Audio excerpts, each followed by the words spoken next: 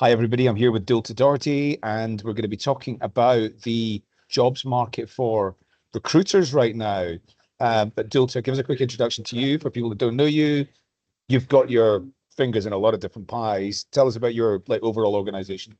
So I started a RecTech business about 10 years ago, and then a podcast to do with that about 7 years ago. And then that led into a community called RecWired, which led me into doing a bit of advisory work as well, which led into a learning and development platform. And we also do GTM type stuff for RecTech businesses trying to get into markets to sell to agency owners.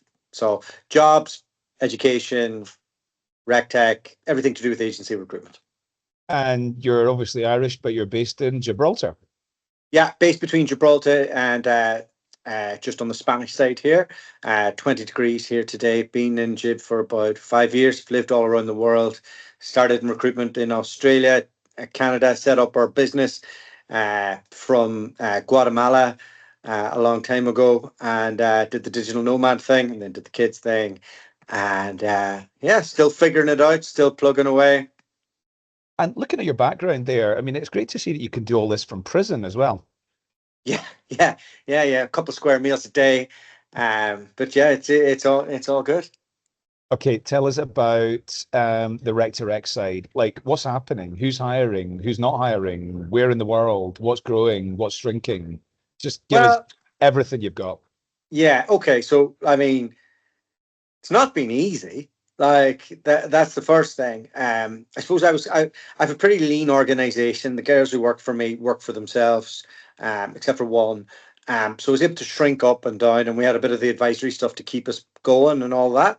But it's been bloody hard, and the market just got super scrappy. So, and this is all anecdotal. So let's say we have 1,000 recruitment founders in RecWired, and I would periodically, say like do a poll: who is hiring, who's not, what do you think of the market, what do you not.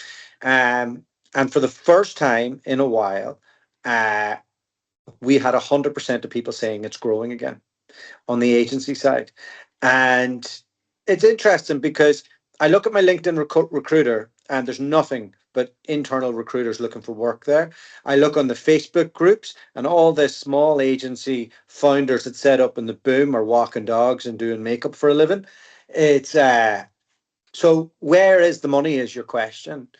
And I think, like, we all know Elon came in, ripped apart what hiring is when he took on Twitter, and said everything can be done with less. And then technology came in and went, actually you don't need people anymore, which isn't true, but it reduced it down. And then the VC said you can build stuff without as much people, and it all was a bit calamitous for the TA market. And the recruitment market, it was hard. However, there's always pockets, and in pockets people are making money. So in AI, in data centers, in construction, in anything that's built environment, or like, that's where the money is. In healthcare, and not the NHS type healthcare, but in international mobilization of nurses and doctors, and that as well. So we're seeing quite a bit of a boom for the US right now, and for pockets in the UK. Australia is pretty consistent. It had a dip, but now it seems to be back. And there's always a big debate between TA, agency, RPOs, but a lot of the agencies have upskilled all the services that they can offer through tech. So, I mean, it's easy to give a market mapping service now, and to do all the stuff, that all the extra bells and whistles with AI. So it's a confusing time for recruiters. But as Gary Vee said a while back, all that will be left is brand. I 100% agree with that. As you know, I'm in the technology space. It's not hard to build technology today, and the only differentiators really are brand and user experience. And so I completely agree with that. Does that translate into recruiting? So for recruitment companies, what's the difference between one and another? Their difference is their ability to make customers and candidates feel a certain way and want to keep coming back. Maybe the main difference is who survived and who didn't. So whenever everybody was trying to sell their recruitment business and all the valuations were coming in and everybody thought they were just about to ride off into the sunset, and tech recruitment died. So everybody had to reassess what are they going to do, which areas are they going to go into, and they had to pivot and rebuild and find those niches. So the ones who did that early and got the customers and went out and did it have done well. The others that just stood there and stood still didn't do so good. I mean, I don't think there's been any great innovations. There's been a lot of people putting prettier pictures on the same thing, but I don't think the needle's really changed from an innovative way of doing things. And I don't know if the AI has translated into actual revenue for the recruiters. It's the ones that are still doing the basics and picking up the phone and building relationships are the ones who are making money. So I noticed when you mentioned the areas that are doing well, you mentioned data centers and built environments and healthcare. You didn't mention tech. And I think, did you just say there that tech's dead? Tech recruiting, is that what you said? Well, everything's tech recruitment, right? So how do we define what that is? But I think we both know that the SaaS world has just started to come back, but it's been decimated, right? So any tech that had to do with that world had just absolutely plummeted.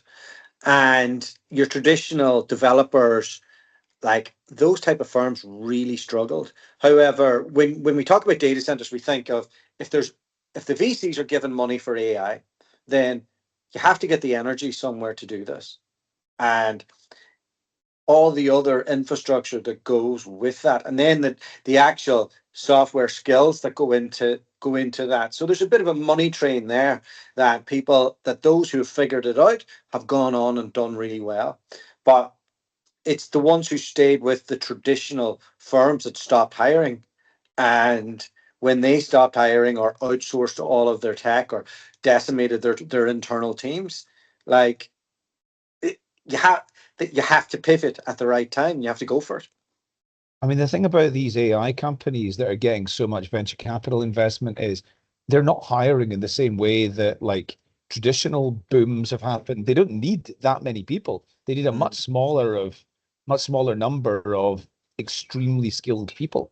Yeah. So it's not creating the boom for recruiting that it maybe has done in the .com era and the growth of SaaS and stuff like and that. that's and that's why TA is buggered.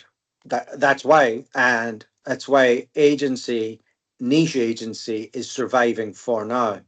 The middle ground probably will be micro RPOs and figuring out that and getting sticky into the plans of a business and making that happen and all the rest.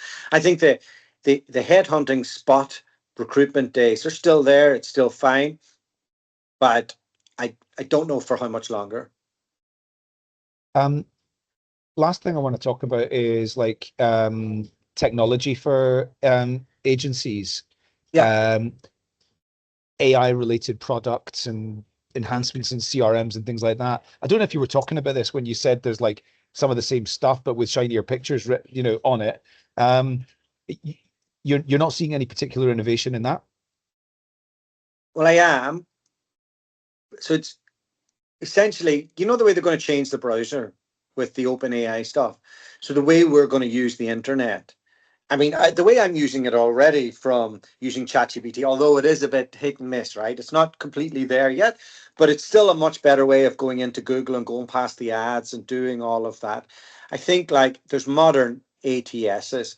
Um, one of them, I'm working closely with Spot, and there's a few others like Atlas, and the way that their interface is and the way that you can communicate with it and get the information is definitely innovative. And it's making the other ATSs outside of something like Bullhorn, which is robust enough for big businesses and has enough stuff for it to be fine. But a lot of the other mid tiers are going to be in trouble unless they really get up to speed with this. So I think there's definitely that.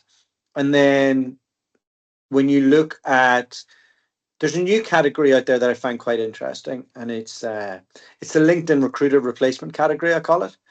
And there's firms like Jukebox and Pin out there, and largely that's around really good data and engagement of candidates outside of LinkedIn Recruiter to build your own database to make all of that happen. And so that's definitely an innovation point as well. And then obviously we saw Sourcewell needed to make their little pivot from what they were doing to becoming an ATS that does quite a bit of that together for the medium smaller players. So that's been quite an innovative thing as well. The note takers and putting that in is a nice little add-on. And I think like if you can systemize the way you do stuff with that, you don't need, like, you should save time. But the question then is, what are you doing with the rest of your time?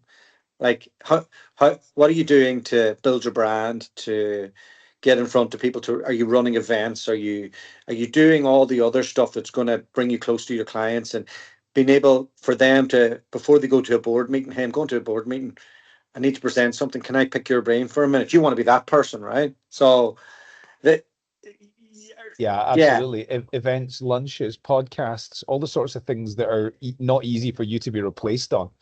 yeah.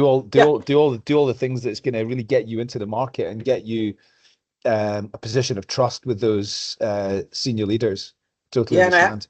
I had a bit of a come to Jesus moment with the stuff that I've been doing as well, and I kind of dropped the ball a little bit with my podcast, and you know, I get a bit nihilistic at times on the future of tech taking us over and all the rest, and it's hard not to. Like, it's like if you follow that path down, it's a tough one, but humans have always found a way to create new categories and to do new things. So I just decided, you know what, I'm going to double down on the media stuff. I'm doing a live event, putting a load of speakers on next week in Manchester. And I'm just about to announce that I'm going to bring the podcast to Sydney and Melbourne to do the same thing in the new year. And just really get amongst it and get amongst the customers, and because if there is a new category and a new service, I want to know what it is, and I want to be part of it, and I want to be able to carry on, you know.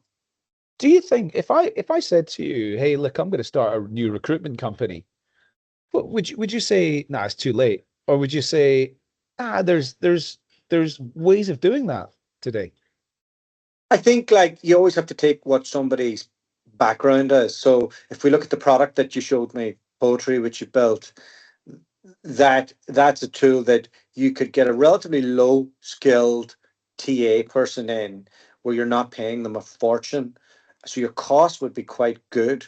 And you could micro RPO that and them in on contract and make a nice little margin if you could go and do the networking stuff with the founders and get on to doing more network with that and then feed that there. I would say, yeah, you should do that, and that's something that is easily available to you. But if you didn't have that, you didn't understand that, and you were starting from scratch, I would say good luck. Got it.